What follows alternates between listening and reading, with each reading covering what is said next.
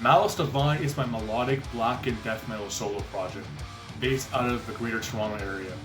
As of right now, I have one full-length studio album with Malice Divine.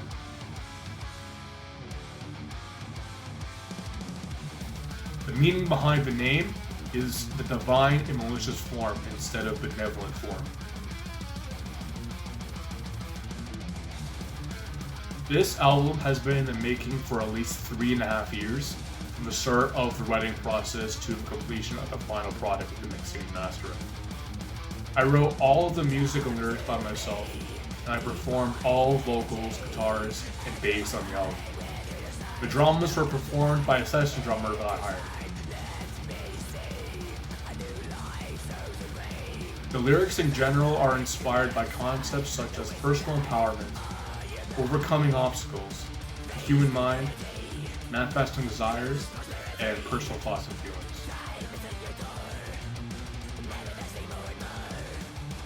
So I messaged a really good artist and showed him a few albums in which he could base the album artwork off of. The references I showed him were Dissection Storm of the Light Spinning, Iwata's Jin, Revocation's Deathless, and Absu's self-titled album.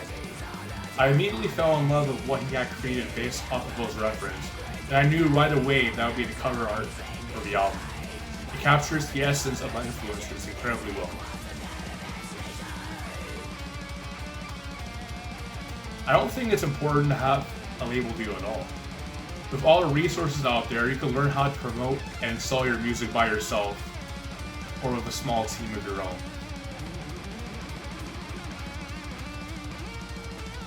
Yes, I do plan on putting together a complete lineup for live shows when the time is right.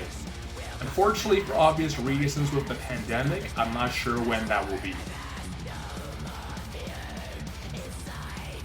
I've been really impressed by the latest albums from Iwata, Necrophobic, and Inquisition lately. Well, what I think will happen is that people will appreciate live music even more after not having attended concerts for so long. And I really hope that will also apply to local music, because local bands and musicians especially need all the support that they can get. The local music scene in the Toronto area is quite strong. There are lots of really talented musicians from around here, as well as enthusiastic fans of local music. It's a fairly decent sized scene, with a lot of people being familiar with everybody else.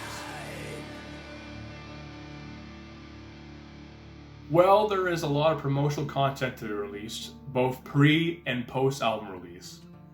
The content is mostly playthrough and lyric videos, as well as other interviews.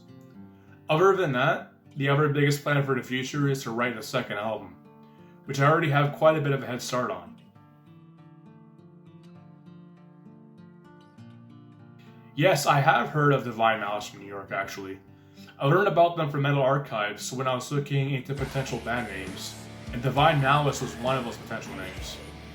Divine Malice may have been taken, but the inverse of those two words wasn't, and the rest is history.